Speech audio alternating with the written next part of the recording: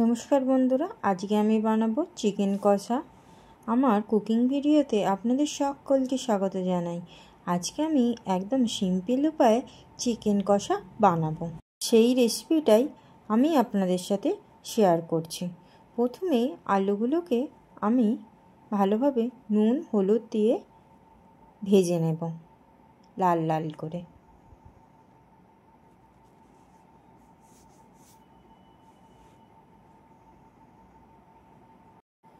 লাল লাল করে ভাজা হয়ে গেলে আলুগুলোকে আমি তুলে রাখবো। তারপরে একটা গরম মশলা ফোড়ন দিয়ে দেব।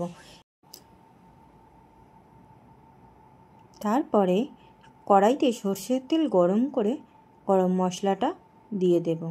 তারপরে ছোট ছোট করে কেটে রাখা পেঁয়াজগুলোকে আমি দিয়ে দেব। দিয়ে বেশ ভালোভাবে লাল লাল করে সামান্য একটু ভেজে নেব। ভেজে নেবার পরেই আগে থাকতে ম্যারিনেট করে রাখা চিকেনগুলো দিয়ে দেব। ম্যারিনেট করে রেখেছিলাম সামান্য ভিনিগার, হলুদ গুঁড়ো, লঙ্কা গুঁড়ো, নুন আর সরষের তেল দিয়ে। এই চিকেনগুলো দিয়ে দেওয়ার পরে ভালোভাবে আবার চিকেনগুলো আর পেঁয়াজটা একসঙ্গে ভালো করে ভেজে নেব। বেশ ভালো লাল লাল করে চিকেনগুলোকে ভেজে নিতে হবে, তাহলে চিকেনের টেস্টটাও বেশ ভালো আসে।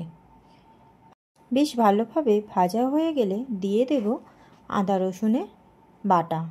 এর সাথে সামান্য একটু টমেটো দিয়েছিলাম আর দিয়েছিলাম একটু কাঁচা লঙ্কা। তারপরে আদা রসুনের বাটাটা দিয়ে ভালোভাবে কষিয়ে নিতে হবে।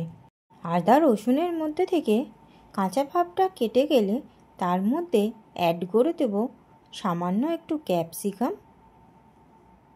টমেটো আর সামান্য একটু ধনেপাতা। ব্যাস, এইবারে এইগুলোকে একসঙ্গে নিয়ে চিকেনের সাথে কষতে থাকবো। দেখবেন কষতে কষতেই একটা বেশ ভালো ফ্লেভার বেরিয়ে আসছে চিকেনের মধ্যে থেকে।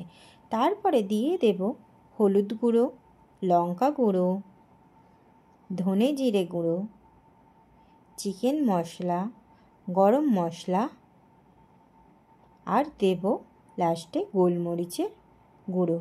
এটা অপশনাল।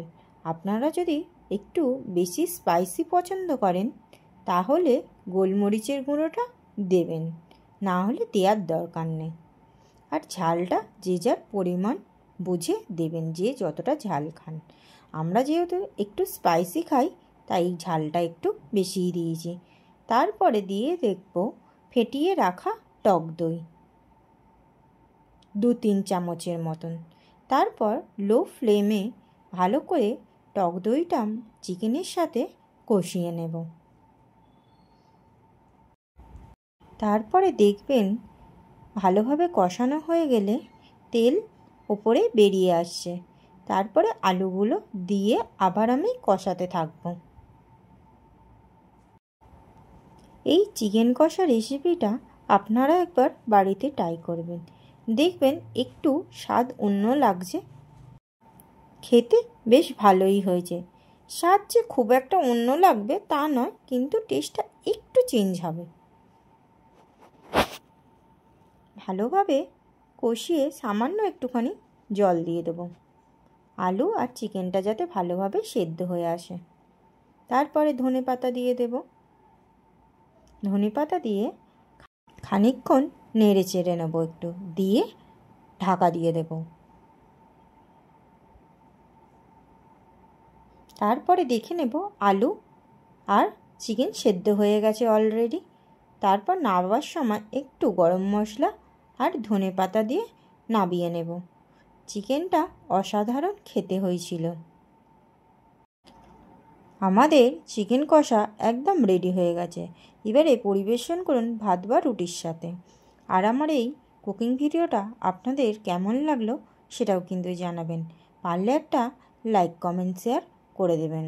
দেখা হবে নেক্সট কোনো কুকিং ভিডিওয়। নমস্কার।